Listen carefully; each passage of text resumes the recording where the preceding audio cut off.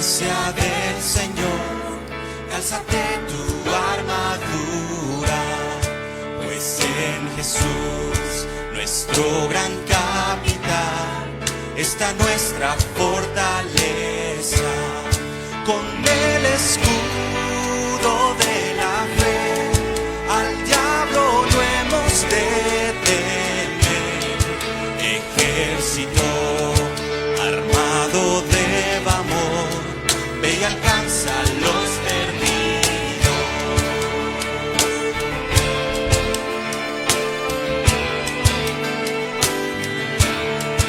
Es tu misión al mundo alcanzar y enfrentar al enemigo con fe y valor. Batalla hemos de dar, la palabra es nuestra espada. Aunque haya pruebas por doquier, no hay imposibles para él. Y así tendrá lo que ganó al morir, una herencia de naciones.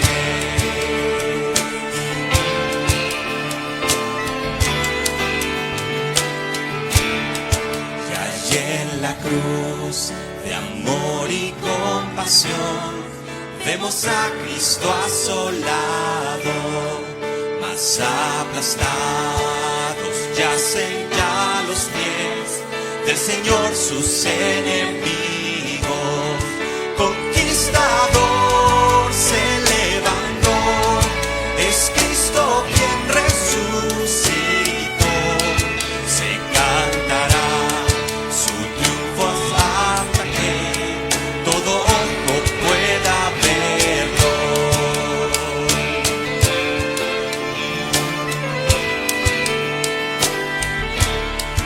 Por gracia, oh Dios, infúndenos valor, danos fuerza a cada paso, danos la fe.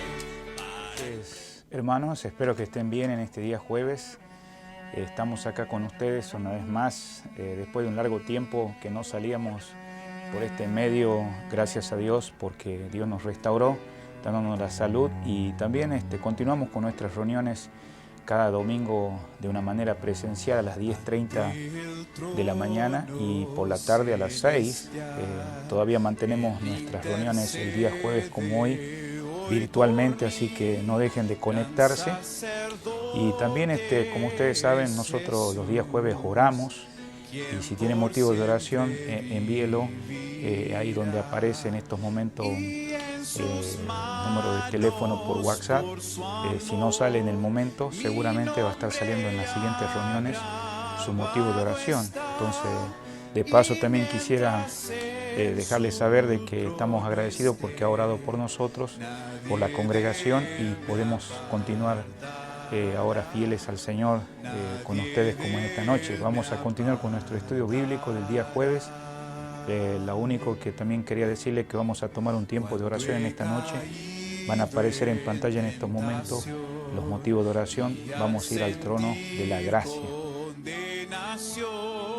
Al ver el cielo encontraré al inocente quien murió, y por su muerte el Salvador ya mi pecado perdonó, pues Dios el justo aceptó su sacrificio hecho por mí, su sacrificio hecho por mí.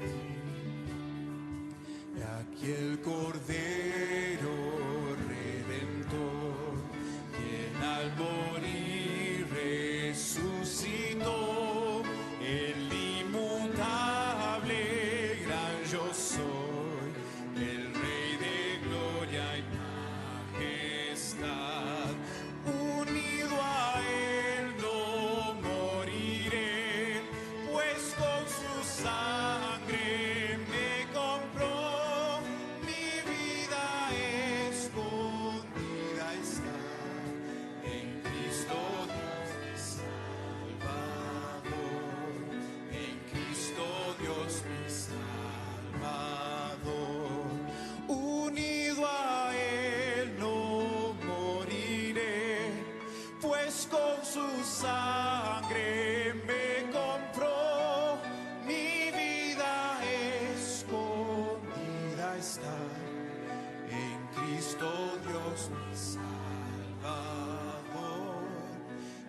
Cristo mi Salvador.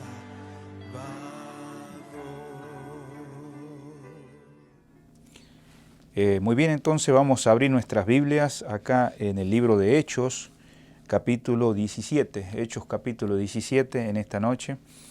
Y vamos a estar mirándolo en dos partes, si no es tal vez en tres partes, pero vamos a estar mirando la visita que Pablo hace a Atenas, capítulo 17 de Hechos, versículo 16 al 34. Vamos a tener la lectura bíblica para que nos siga.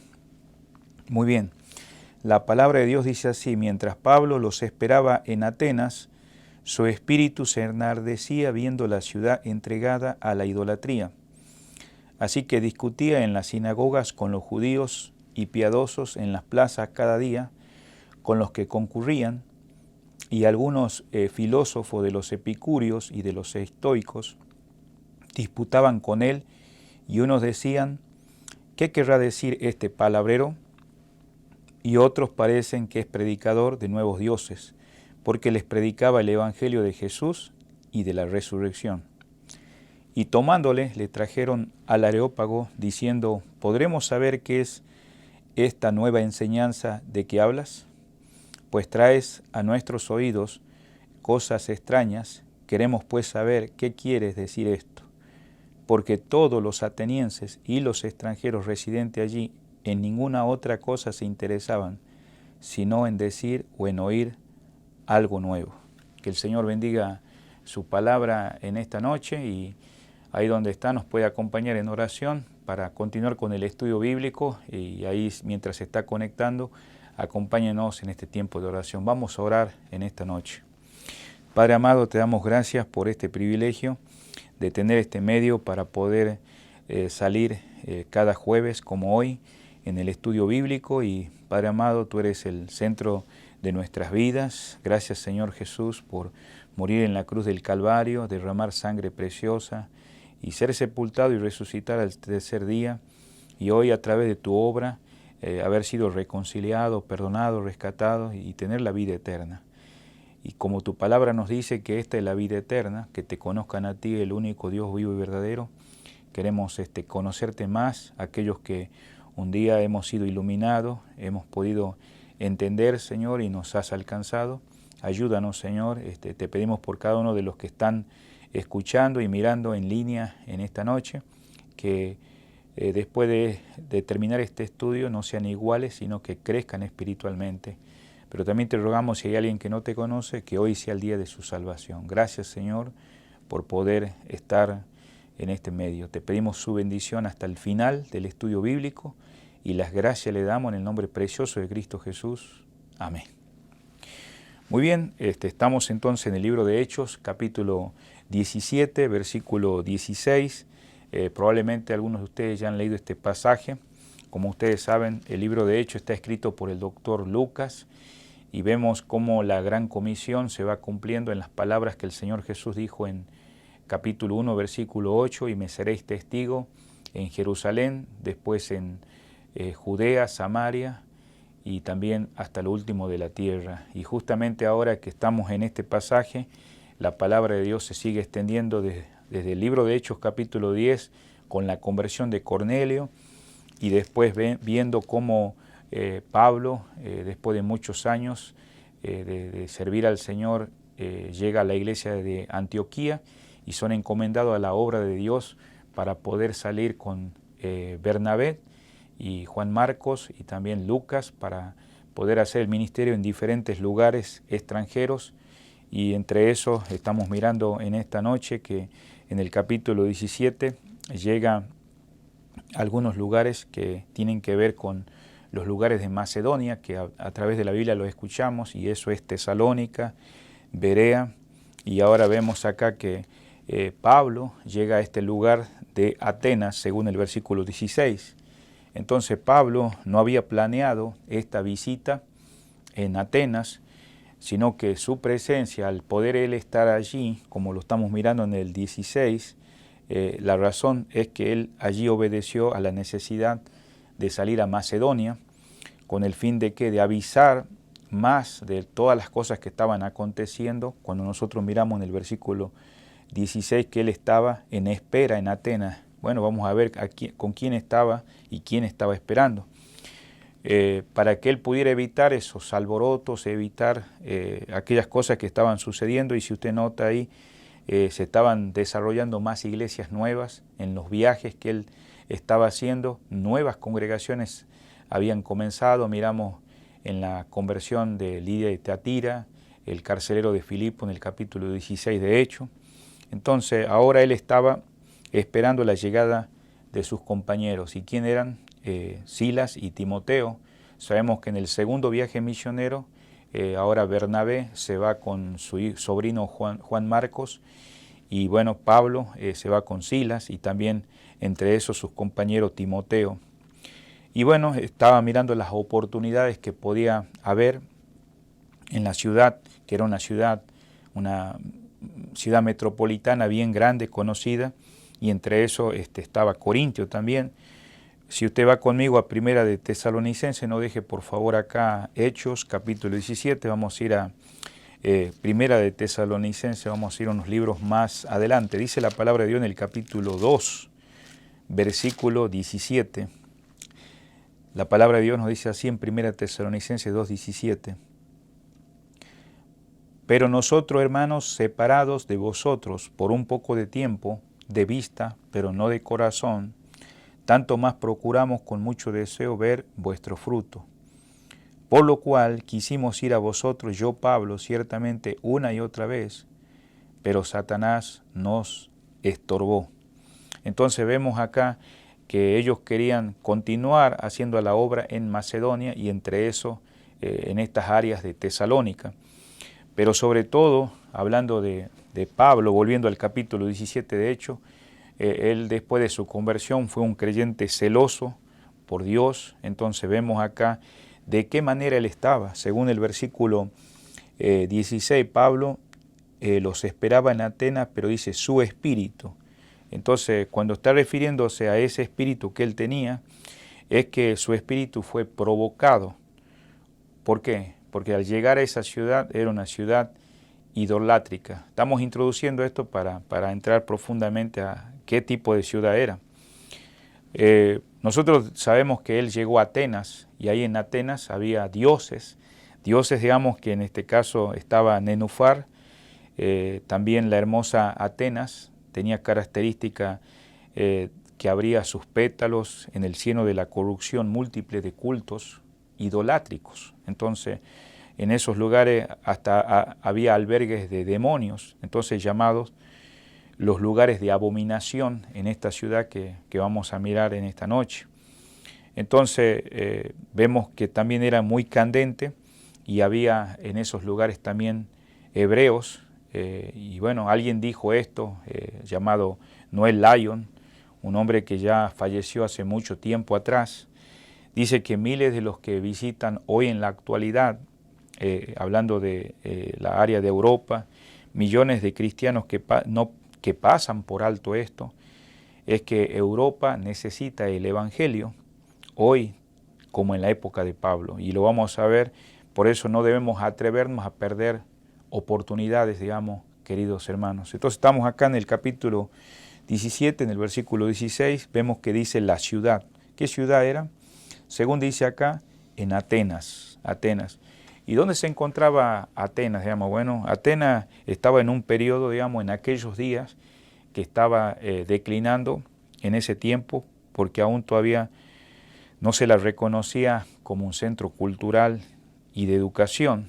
Entonces, la política que tenían ellos en aquellos días era el comercio, y se estaba desvaneciendo más y más cada vez que pasaba el tiempo. Entonces, también vemos acá que mientras Pablo estaba esperando en esa ciudad en aquellos días, también era un lugar donde había famosas universidades, lugares donde comercios, numerosos edificios hermosos. Si usted va conmigo al capítulo 17, versículo 21, dice, porque todos los atenienses y los extranjeros residentes allí en ninguna otra cosa se interesaban sino en decir o oír algo nuevo. Entonces, siempre la ciudad se había entregado, y más en aquellos días, al paganismo cultural, y se nutría justamente de la idolatría que Pablo observa.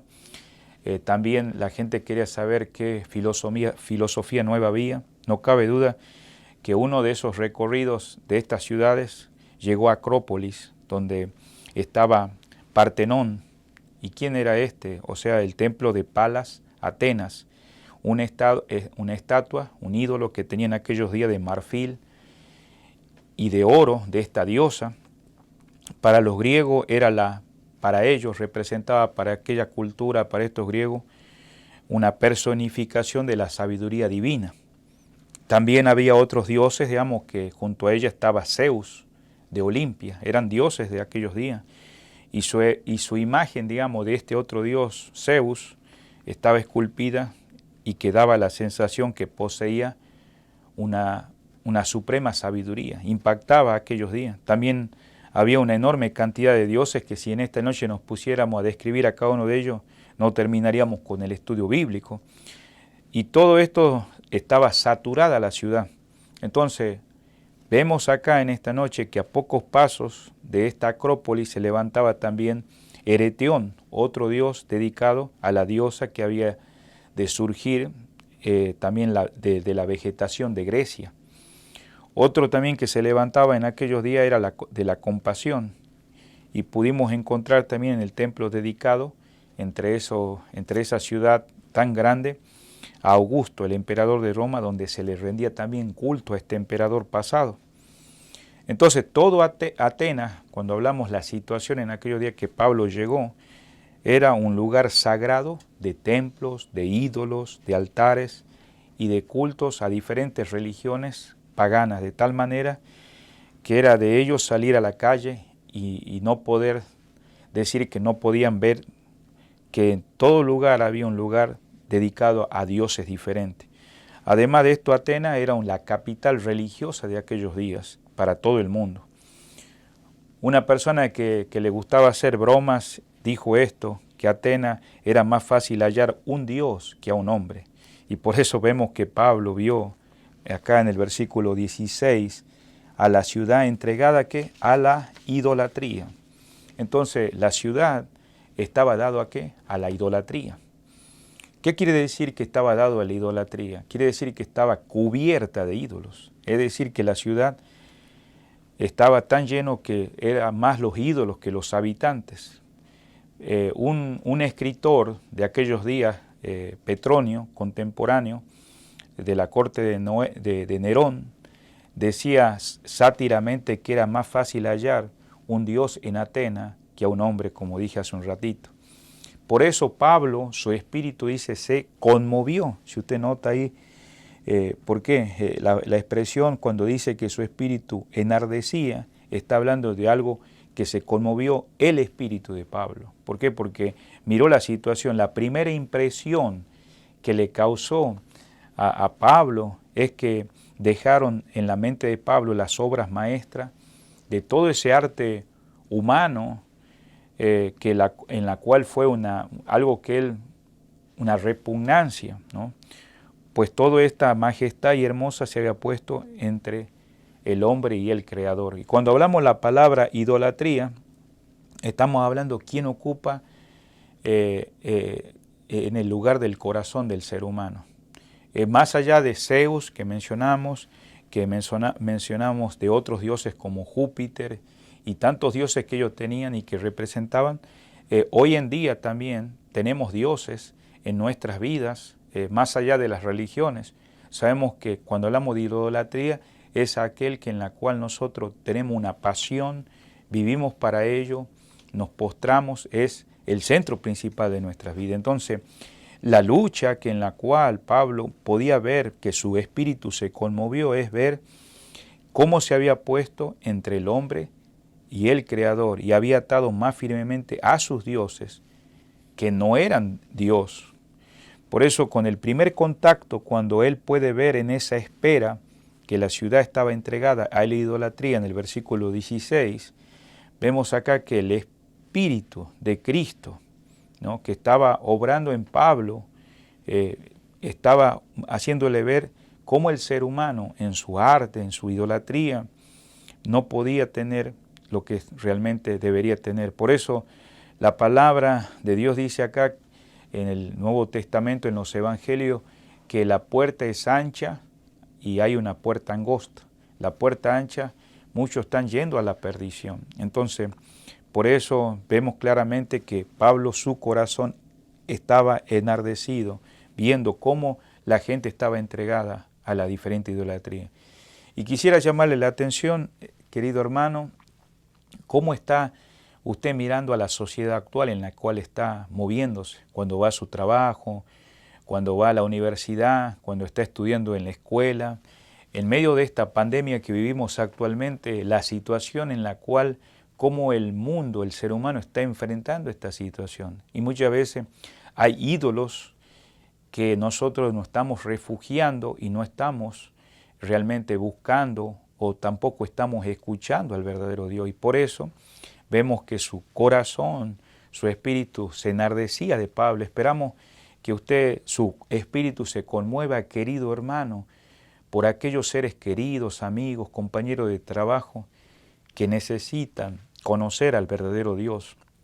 Y ahora, querido amigo, que usted está sin Cristo, mire la situación en la cual estaba en aquellos días Atenas y otros lugares que redondeaban de tantas idolatrías. Claro que esa idolatría tiene una raíz y la vamos a ver en el versículo 17. Dice, así que discutían en la sinagoga con los judíos y piadosos. O sea, en el versículo 17, esta palabra que está diciendo que discutía, está refiriéndose a que estaba disputando. Era fácil al apóstol pues adherirse a estos grupos. Siempre hay un origen que no solamente nos lleva a tener una filosofía, una religión, pero también eso nos motiva a por qué hay esa idolatría. Hay una raíz. Bueno, vemos acá que estos grupos, con el fin de llevar conversación hacia este tema, vemos la intervención de Dios, porque ya vemos cómo Dios obró en el corazón de Pablo en el versículo 16, en esa espera en Atenas, al ver la situación, la circunstancia. En el versículo 17, así que se discutía en la sinagoga con los judíos, que dice, piadosos. Como siempre, en la sinagoga, además de judíos, o sea, de razas, porque no debemos olvidarnos que había judíos nacidos ahí, pero también había judíos que venían de Israel. Entonces había también los gentiles que creían en el único Dios y se congregaban con los judíos en esta sinagoga donde Pablo llegó para oír la palabra de Dios, a quienes se les llamaba prosélitos. Bueno, entonces eso nos da a entender que aquellos judíos que tenían el Antiguo Testamento, que todavía no aceptaban al Mesías, a Cristo, que Él era el Salvador, que había estado ya profetizado, escrito en el Antiguo Testamento, ahora ellos todavía, dentro de su comunidad de judíos, había personas que se habían adherido y que eran los prosélitos. Ya en algunos estudios o mensajes pasados dijimos que eran personas que se adherían al judaísmo, algunos se circuncidaban, tenían que identificarse con bautismo, cumplir los sacrificios que hacían en la religión. Y bueno, tenemos que tener cuidado porque hoy en nuestros días también hay prosélitos en nuestras iglesias que no estamos guiando a Cristo, sino solamente a un hábito religioso. Y sabemos que Cristo no es una religión, sino una relación personal con Dios.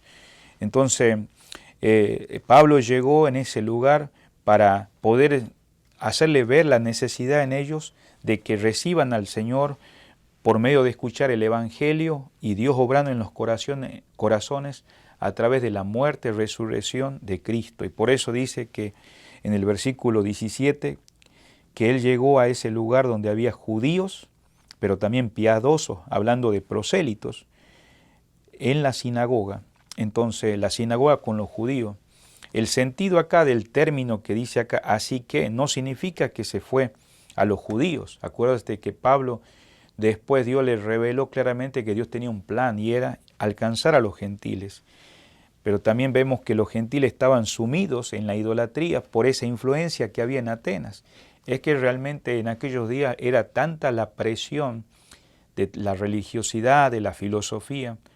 Démonos cuenta hoy en día también en el lugar donde nos movemos, el mundo nos influencia, la sociedad nos influencia. Por eso vemos acá, por tanto se propuso predicar a la ciudad, en este caso, que estaba sumida en la idolatría, pero como era su costumbre, siempre hablando de Pablo, o en este caso que estaba con Sila, comenzaron con los judíos. Por eso dice el versículo 17, volviendo ahí, que estaba ahí con los religiosos, como dijimos, piadosos, prosélitos, que eran gentiles, y después de eso, ¿a dónde se encontraban? No solamente en la sinagoga, dice, en la plaza.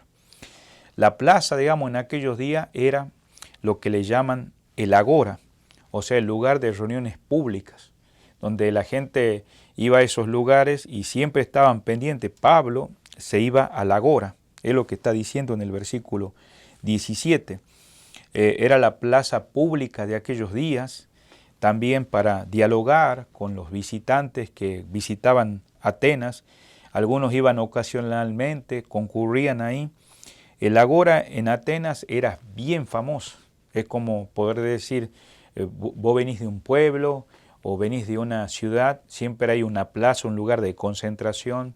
Entonces, muchas veces está hasta la casa de gobierno al frente.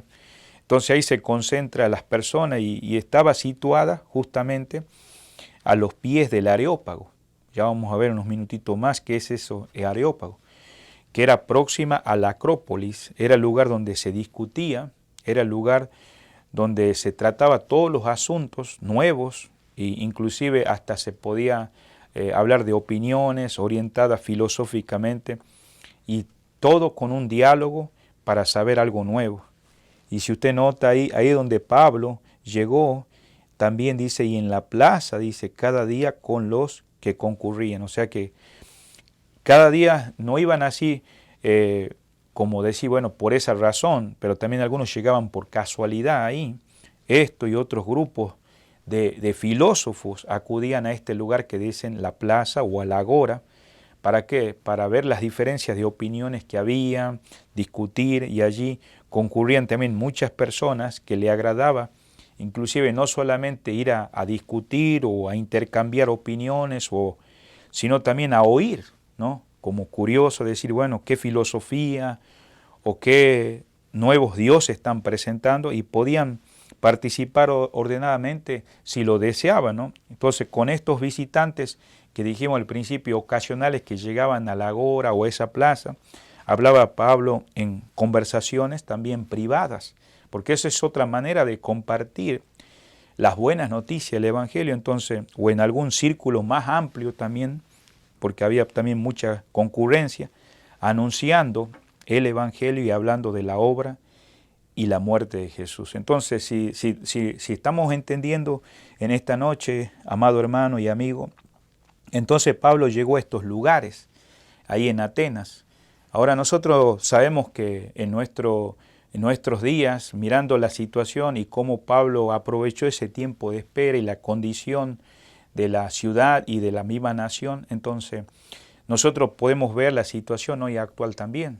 Ahora nosotros entendemos que el Señor, como hijos de Dios, somos enviados porque Él nos llamó con un propósito en esta salvación a cada uno de nosotros los hijos de Dios, pero también de hacer discípulos a todas las naciones.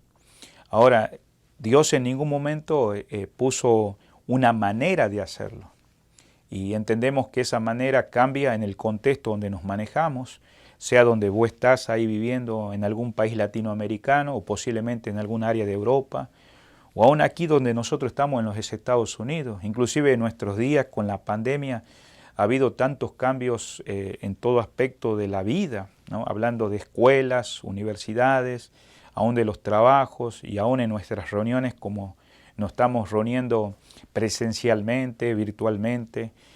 Pero bueno, lo importante de esto es el mensaje, y creo que la próxima semana, si te volvés a conectar, vas a escuchar la otra parte, porque esto va a continuar.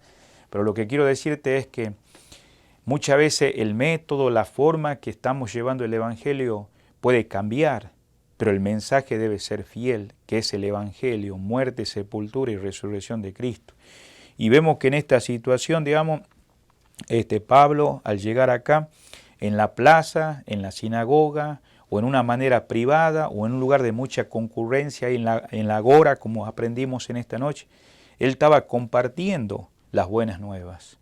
Ahora yo te pregunto, ¿cómo vos estás compartiendo las buenas noticias a tus familiares, a tus seres queridos? Gracias a Dios por las iglesias que se reúnen presencialmente, gracias a Dios por estos medios virtuales, pero vos también sos un hijo de Dios llamado a compartir estas buenas noticias. Y muchas veces, gracias a Dios, porque hubo un tiempo donde podíamos ir casa por casa, pero a veces cambian las cosas. Tenemos que mirar otras maneras, pero ser fiel al mensaje. A veces los métodos cambian, las formas cambian, las estrategias de evangelismo, pero el mensaje debe ser fiel, porque Dios es el que hace la obra en los corazones. Continuando en esta noche, en el versículo 18 dice, y algunos filósofos de los epicúreos. Entonces vemos acá dos filosofías que eran bien conocidas en aquellos días. Una escuela, digamos, que tal vez algunos de ustedes al escuchar y están conectados en esta noche dicen, bueno, ¿quiénes son estos? Bueno, estas escuelas eran escuelas materialísticas, ateos, que enseñaban que el placer era el fin de la existencia humana. Entonces, estamos hablando de quién? De los epicúreos. Acá dice, y algunos filósofos de los epicúreos. Y después dice de los estoicos. Entonces, ¿quiénes son los epicúreos? Vemos que eran escuelas que había en aquellos días que se enseñaba que el placer era lo primordial y también a la vez el fin de que por qué existimos en esta vida.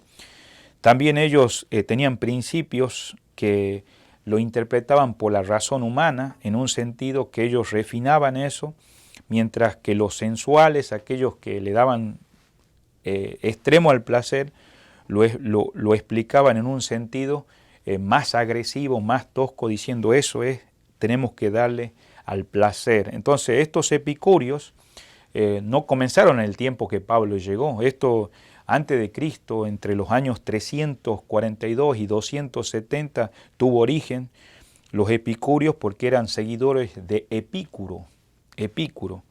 Por eso la palabra epicúreo, que vemos acá en el versículo 18, tiene un sentido, es la búsqueda del placer, es la búsqueda de ese amor, de vivir una vida, buena vida, una vida de placer. Especialmente estos epicúreos daban mucho énfasis a una buena comida, una buena alimentación. Y no digo que es malo comer bien, pero hablando de placeres, de festines.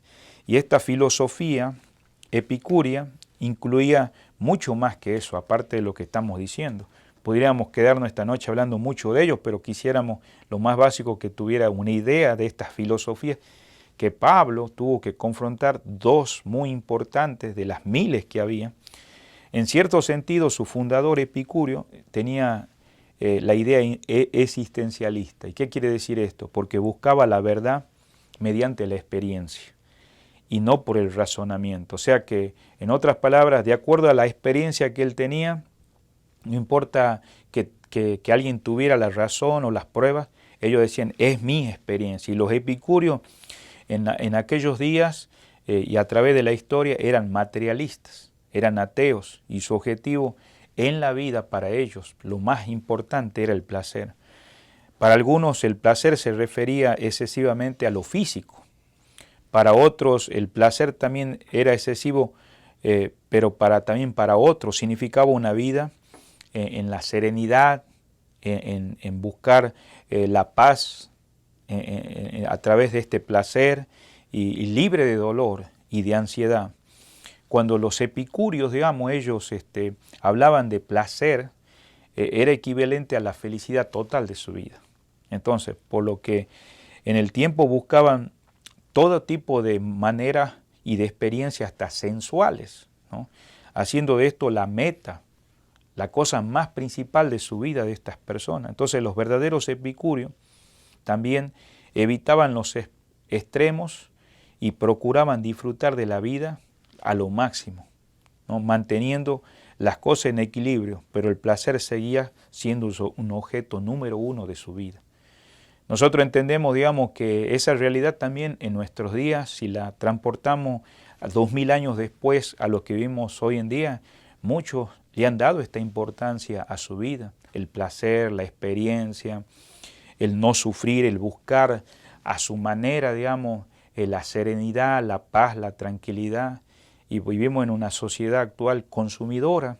Entonces, sin duda estas cosas, aunque no les llamamos epicúreos, ese tipo de pensamiento, de filosofía, nos lleva a una meta. Y como miramos acá, el objetivo, el placer, ¿no? El placer de tal manera que aún así nunca el ser humano va a encontrar satisfacción en el placer sin Dios. Porque el verdadero placer lo da Dios cuando vos le conoces como Salvador y Señor, querido amigo. Sin embargo, nosotros los cristianos también sabemos que Dios ha creado este mundo, pero el verdadero placer viene de parte de Dios. Dice su palabra en el Antiguo Testamento, deleítate asimismo en Jehová, y Él te concederá las peticiones de tu corazón. Pero también miramos otro grupo acá, en el mismo versículo que estamos acá en esta noche, y es el versículo donde quedamos ahí 18. No solamente estaban los epicúreos, estaban los estoicos, ¿no? Entonces miramos aquí claramente que estos estoicos, por otro lado, los estoicos eran seguidores de alguien que comenzó esto, que se llamaban Zenón de Sitio. Zenón de Sitio, eran seguidores, y esto comenzó entre los años 335 y 263 antes de Cristo. Entonces esto creció con el tiempo. Eran auténticos panteístas, ellos en su filosofía afirmando que el único Dios era el alma del universo, ¿no? Su propia alma, que daba vitalidad, todo lo que carecía de personalidad y trascendencia. Eso era sus pensamientos de los estoicos. Era un contraste de los epicúreos que estamos mirando en esta noche.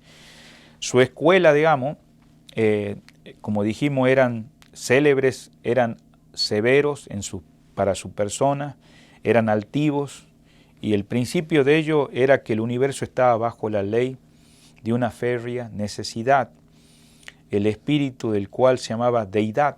Cuando hablo de espíritu no estamos hablando del espíritu de Dios, su propio espíritu, que era una conformidad desapasionada de la voluntad humana a esta ley. Entonces los estoicos rechazaban la idolatría de la adoración pagana y enseñaban que había solo un Dios en el mundo. Como dijimos, eran panteístas, y su énfasis recaía para ellos como ser parte de esta filosofía en la disciplina personal. Esa era una de las prioridades. Segundo, el dominio propio. Y el placer para ellos no era bueno. Se da cuenta que era diferente a los epicúreos. Para ellos el dolor no era malo. Lo más importante en la vida para ellos era seguir la razón personal. No era la experiencia como el otro grupo, sino la razón, y sentirse que ellos son capaces de todo, son autosuficientes, tenían sentimientos internos en su vida, que en la cual le hacía sentir que que ellos eran todo, o sea, en otras palabras, elevaban el orgullo. Por supuesto, la filosofía solo levanta, anima las llamas del orgullo. ¿Y qué le enseña? A los hombres que no necesitan la ayuda de Dios, porque ellos, con ellos mismos pueden. Es interesante que los primeros dos líderes de este movimiento que comenzaron de los estoicos se quitaron la vida. Y es que realmente nosotros los creyentes entendemos, después de venir a los pies del Señor y comprender la salvación tan maravillosa, que separado de Él nada podemos hacer. Pero sin embargo vemos que este mundo también, con este tipo de filosofía que después de 2000 años, aún mucha gente sufre y mucha gente sale adelante. Tenemos tantos pensamientos, yo puedo, cualquiera pasa este problema, cualquiera pasa esta circunstancia, sea porque ha perdido su matrimonio, o han perdido sus hijos, o han perdido su salud, y están en una autoestima personal que se sienten superiores, y realmente, digamos, nos lleva a ese orgullo, como vemos acá. Y vemos que este sistema de los estoicos al principio era en sí superior a la de los epicúreos. Entonces ambos, de los dos, eran hostiles al Evangelio. no querían saber nada del Evangelio. Por eso los epicúreos decían en sus carteles, en sus comentarios, dice, disfruta de la vida. En tanto los estoicos, dice, soporta la vida. Entonces, estos dos enemigos con los que Pablo en aquellos días te tuvo que contender acerca del cristianismo son los dos principios dominantes, los epicúreos y los estoicos, el placer y el orgullo. Entonces, vemos acá la palabra de Dios en el versículo 18, para acercarnos al final, dice, algunos de los filósofos de los epicúreos y de los estoicos disputaban con él. Entonces, porque ellos, digamos, estaban mirando que todo lo que estaba diciendo Pablo, decían, bueno, ¿qué está diciendo esta persona? ¿No? Porque realmente dice, ¿qué querrá decir este palabrero? ¿No? El vocablo significa, digamos, de alguien que está juntador de semillas, es el sentido que tiene la palabra. ¿Qué quiere decir este palabrero? Es como un ave que viene y se aplica a uno que empieza a recoger aquello que quedó, ¿no? Ya sean trozos, pedazos. Entonces pensaban que Pablo era un charlatán, que quería decir, bueno, saca una cosa de acá, saca de otro. Y entonces lo estaban a ellos burlando o escarneciendo, pretendiendo, diciendo, bueno, ¿y este enseñador de dónde viene? No cabe duda que lo hacían de una manera despectiva, al referirse de que Pablo había tal vez recogido desperdicios, así como en el mercado, ve cuando uno va, sea de abasto, un mercado donde se vende, y lo que sobra, entonces viene alguien y empieza a agarrar lo que sobró. Entonces Pablo para ello era aquel que recogía los pedazos, los retazos, sea de cultura, sea de conocimiento, de tal manera que lo que estaba diciendo no era propio de él. Pero la palabra acá traducido, que está usted conmigo en el versículo que estamos mirando en esta noche 18, dice que palabrero viene de argot. En aquellos tiempos, acuérdense que eran atenienses los que estaban hablando. Podía significar también que era como un vagabundo, ¿no? Aquí, sin embargo, es probable que hemos de entender, como vemos la expresión en el castellano, en el español dice charlatán, o sea que recogía partes de filosofías ajenas para quererlo explayar sin saber lo que estaba diciendo. Pero Pablo entendía lo que él iba a expresar, el mensaje que él iba a dar. Pero claro, él ya había estado dando a personas en la agora, había ido a la sinagoga al principio, y por eso dice en el versículo ahí 18, no solamente dice qué querrá decir este palabrero, y otros, dice, parece que es predicador de nuevos dioses. O sea, cuando ellos están diciendo nuevos dioses, están diciendo demonios, ¿no? Demonios en el sentido griego. Acuérdense que son griegos los que están acá en Atenas, no son judaicos, no es de trasfondo, refiriéndose a otro objeto de adoración, ya acuérdense que nosotros dijimos al principio que había muchos dioses. Entonces, en diferencia o en contraste, se llamaba palabrero, por eso está diciendo ahí, otros lo consideraban como predicador, como vemos acá, de nuevos dioses, es decir, bueno, trae otras divinidades extranjeras que no son conocidas acá en esta ciudad. Y posiblemente en esta noche, hoy en día, cuando nosotros escuchamos algo fuera de lo normal y nos hablan de algo que tal vez nos llama la atención, dice, bueno, esto no había escuchado antes. Bueno, tal vez en esta noche, querido amigo, que vos estás conectado, tal vez esto es algo nuevo, pero Dios quiere revelarse, quiere mostrarse a ti que Él es el único Salvador, el único Señor, que Él murió, fue sepultado y resucitó al tercer día. Él es Cristo Jesús. Por eso dice que el énfasis termina diciendo el 18, que es lo que les llamó la atención, que era de nuevos dioses, porque les predicaba el evangelio que dice de Jesús. O sea, no que ellos pensasen de esto. Pablo, aquí vemos, acuérdense que él está hablando de quién, de Jesús, pero ellos también, si vamos más abajo, dicen que él había visto a un Dios no conocido. Entonces vemos sin duda que aquellos que habían oído hablar de Jesús antes, no porque el mensaje de Pablo hacía suponer que se trataba de nuevos dioses que él había enviado de ellos, sino que quería anunciar algo que en este caso ellos tal vez habían escuchado antes, pero no lo habían entendido. Y para ello, digamos, los dioses extranjeros para ellos, para los atenienses, era Jehová. Era Jehová. Y a la vez dice que él mencionaba que al final en el versículo 18, y de la resurrección, o sea, de que Jesús eres el Salvador resucitado y que es ordenado para juzgar al mundo. Bueno, tal vez en estos momentos no estamos mirando en sí el mensaje, pero si nosotros comenzamos desde el 22, se desarrolla lo que él había enseñado en la sinagoga, lo que había enseñado en esa plaza o agora que dijimos al principio. Por eso este mensaje que estamos viendo de Pablo conmovió a ellos. Estamos finalizando, dice en el 19, entonces lo trajeron, tomándolo, dice, lo trajeron al Areópago. Ahora, por eso es importante el mensaje que damos, querido hermano, en la fe, de conocer al Señor, de saber compartir nuestra fe no solamente con nuestros labios, sino también con nuestras acciones para la gloria del Señor. El versículo 19 dice que lo tomaron y le trajeron al Areópago. La palabra en sí quiere decir Areópago, dijimos al principio que vamos a entender el significado, es el cerro de Martes, o la montaña de Martes, o la colina de Martes. ¿Y por qué le decían así? Porque era en referencia al hecho de que en sus principios este Areópago, este célebre consejo ahí, ateniense, se reunía en la altura dedicada al dios Marte. O sea que en el primer siglo, sin embargo, se celebraba sus secciones en lugar más céntrico. Entonces por eso le decían el Areópago, o sea, la colina donde la corte o el tribunal, ¿no?, más terrible de la jurisdicción de aquellos días se constituía inmemorable para sentenciar a los criminales mayores y poder resolver las cuestiones más solemnes relacionadas con la religión. Ahí se trataba toda la filosofía. Y alguien dijo, ningún lugar de Atenas era tan propio para un discurso sobre los misterios de la religión. Eso decía Howe.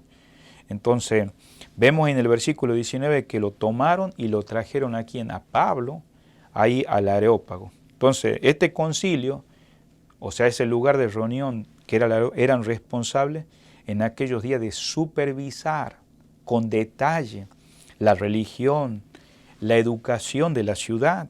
Así que fue natural que investigaran lo que estamos mirando para ellos, que era una nueva enseñanza. Dicen, bueno, nunca hemos escuchado de esta manera. Entonces Pablo en este momento estaba predicando ya en la agora, ya había enseñado, había compartido de manera privada, había estado en la sinagoga. Entonces el apóstol, sin embargo, no estaba aquí para ser juzgado, sino para exponer más extensamente lo que él había sugerido en conversaciones que era a veces ininterrumpida en la plaza, en lugares aparte con personas.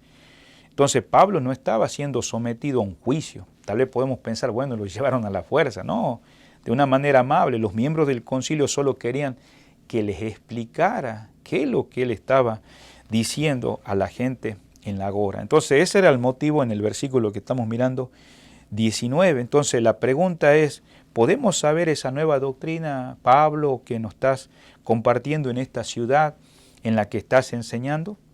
Esa es la pregunta que estamos viendo en el versículo 19. Tuvo que haberse formulado, ¿no?, por delegados de ese Areópago, de esos responsables que habían sido enviados para investigar el caso del maestro, en este caso Pablo, enseñando. Por eso en el versículo 21 dice, porque todos los atenienses de esa ciudad y los extranjeros que en ninguna otra cosa se interesaban, sino en decir o oír, que dice, algo nuevo. Entonces, vemos en el versículo 21 el parentesco. El mismo Lucas describe con algo, podríamos decir, de ironía, la curiosidad superficial, ¿no?, de estas personas, de los atenienses, de aquellos residentes y de los que visitaban, claro, y que pasaban temporadas por la ciudad de visita, buscando la última novedad. A ver, ¿qué hay de nuevo? Y en lugar de ocuparse de las verdaderas y profundas cuestiones filosóficas, dice, me llama la atención. Entonces, la pregunta que le formula pudiera ser tomado, como vemos acá, de los mismos atenienses ahí, cuando le preguntan, ¿podemos saber de esta nueva doctrina? Entonces puede ser hasta sarcástico, pero si una lectura, usted hace entre líneas, debemos considerar el interés de estos filósofos, ¿no?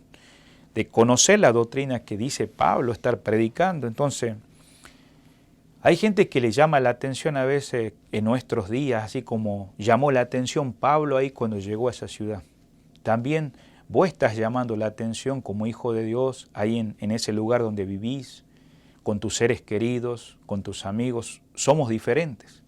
Entonces, esto, cuando te preguntan o quieren saber, vos tenés que estar preparado para compartir la esperanza que vos tenés en tu vida. Mirá lo que dice acá Primera de Pedro. Estamos finalizando, dice acá Primera de Pedro, donde vemos la esperanza que muchas veces gente nos pregunta. En el capítulo 3 dice la palabra del Señor, en el versículo 14 dice, mas también si alguna cosa padecéis por causa de la justicia, bienaventurados sois, por tanto no os amedrentéis, no se atemoricen por temor de ellos, sino ni os conturbéis, sino santificad a Dios el Señor en vuestros corazones, y está siempre preparado para presentar defensa con mansedumbre y reverencia ante todo el que os demande la razón de la esperanza que hay en vosotros. Entonces hay personas que nos pueden llegar a cuestionar o preguntar acerca de la fe que vos tenés, de esa confianza que tenés. Y es lo que estaba haciendo en estos momentos esta gente sin darse cuenta de lo que Pablo ya estaba listo para decir. O sea, esta es la puerta que Dios abre para anunciar el Evangelio a las personas más capaces de aquella ciudad. La pregunta es, ¿vos estás preparado para compartir tu fe? ¿O solamente vas a repetir algo nomás porque has sacado de partes de lo que escuchaste de otros? ¿Te has preparado, amado hermano, querida hermana en la fe, de cómo compartir esa fe a aquellos que no tienen esperanza, no tienen la salvación? Vemos que los filósofos pedían una exposición detallada del mensaje que él ya había estado anunciando en la agora a aquellas personas en forma privada y aún en la sinagoga. Entonces el Evangelio de Cristo que diera su testimonio no solo ante las autoridades militares, judiciales y gubernamentales, sino también ante el más elevado tribunal de la cultura griega en aquellos días estaba haciendo Pablo. Entonces, por eso en el versículo 20 dice, pues trae a nuestros oídos cosas extrañas, dice en el versículo 20. El mensaje de Pablo era impactante a estos filósofos, que nunca habían oído cosa semejante, de manera que necesitaban hallar el significado. Yo sé, querido hermano, que no es solamente dar el pasaje bíblico, pero Dios debe usarte como creyente y sabemos que Dios es el que hace la obra. Y estas personas realmente fue revelado Dios a través de la vida de Pablo. Entonces vemos la palabra ahí en el versículo 20. Queremos pues saber, dice, ¿qué querrá decir dice. Entonces los filósofos no formulaban una acusación concreta contra Pablo. Tan solo querían saber que le explicara el significado de ese mensaje que él quería dar. Con toda seguridad el interés de ellos estaba nada más para que pudieran aportar a su pensamiento intelectual de estos filósofos, que aumentaría su sabiduría. No se trataba de un interés de fe, sino intelectual. Acuérdense que los filósofos de aquellos días, el interés era intelectual, y sabemos que hay hoy en día mucha gente que sabe de Jesús, ha escuchado de Jesús y sabe de una manera intelectual, tal vez porque ha hecho el catecismo en la Iglesia Católica, o sos parte de una religión, llámale mormón, testigo, te dieron clases, o tal vez estás en una iglesia evangélica o bautista y lo mismo, pero vos todavía no entendés esto y nomás ha aumentado tu intelecto. No era algo que tenía un interés de la fe, sino intelectual, pero sin embargo Pablo no desaprovechó esa oportunidad. Y el mensaje de Pablo es una obra maestra de comunicación. La próximo jueves lo vamos a ver. Empezó con la gente, con lo que la gente conocía. Ustedes noten en el mensaje, se refería a un altar que ellos habían dedicado a un Dios desconocido. Entre todos eso lo vamos a ver la semana que viene. Y habiendo despertado ese interés, ¿no?, en Pablo, explicó lo que ese Dios y cómo Él es, ¿no? Entonces él concluyó el mensaje a estos filósofos, ¿no?, que querían ahí en ese lugar del Areópago, la aplicación personal que cada miembro de ese concilio que le estaban cuestionando frente a una decisión moral, y algunos decidieron en aquellos días seguir a Jesucristo, porque la palabra hace la obra y Dios es el que obra en los corazones, ¿no? Entonces hay algunos que piensan que fue una equivocación para quererse adaptar Pablo a las condiciones de Atenas, pero hermano, la actitud, ¿no?, que repudió, según los críticos, dice, al llegar a Corintio. Por eso Pablo, cuando él llegó, digamos, hablando de Atenas y de esos lugares como Corintio, él no llegó en el poder de su fuerza. Mire conmigo para finalizar, Primera de Corintios, capítulo 2. Primera de Corintios, capítulo 2, y en el versículo 1, dice la palabra de Dios así: así que hermanos, cuando fui a vosotros para anunciar el testimonio, no fui en excelencia de palabra o de sabiduría, pues me propuse no saber entre vosotros cosa alguna, sino a Jesucristo y a este crucificado. Y estuve entre vosotros con debilidad, mucho temor y temblor. Ni mi palabra ni mi predicación fue con palabras persuasivas de humana sabiduría, sino con demostración del Espíritu y de poder, para que vuestra fe no esté fundada en la sabiduría de los hombres, sino en el poder de Dios. Entonces, nosotros lo que queremos enfatizar acá dice que cuando fui a vosotros no fui con altivez, no sintiéndome superior. O sea, en otras palabras, es muy arriesgado. Vemos acá que los apóstoles que habían sido enviados por el Señor Jesucristo, ellos no fueron en su fuerza, fueron en el poder del Espíritu Santo. Lucas redacta aquí el resumen del discurso de Pablo, que lo vamos a ver la semana que viene, cómo él empieza con una guía frente a los hechos de lo que él pasaba en aquella ciudad, las circunstancias que estaban aconteciendo en Atenas. Y sin embargo también él termina con la palabra inspirada de Dios. ¿Por qué? Porque Pablo sabía que necesitaba dar testimonio en ese Areópago. Finaliza, digamos, en el libro de Hechos, entonces los atenienses, volviendo al capítulo 17, dice la palabra de Dios en el versículo 21, porque todos los atenienses, o sea, los atenienses en ninguna otra cosa, sino en decir o oír cosa alguna. O sea, en otras palabras, literalmente querían saber algo nuevo. Lo más pronto que hiciese o se escuchase, querían estar al pendiente. Y esto describe el carácter de aquellas personas que atestiguaban por sus propios escritores. Tomen en cuenta las ideas que ya ellos tenían de los epicúreos. ¿Se acuerdan lo que pensaban ellos? Los estoicos, particularmente estos últimos, para señalar la necesidad de mirar a Dios como ese creador, como aquel que tiene la protección y es un contraste de los conceptos de esa idolatría. ¿De dónde se origina todo eso? A fin de que han llegado a una época en la que Dios habla claramente a todo hombre por medio de aquel que se hizo carne, se llama Jesucristo, y que Él lo ha señalado como juez, dice, porque Él está revestido de autoridad, y Él no solamente ha venido a este mundo, murió y resucitó, pero nos toca a nosotros aprender, si nosotros somos discípulos, las grandes verdades de Dios que nos ha revelado por medio de sus siervos y compartir a otros.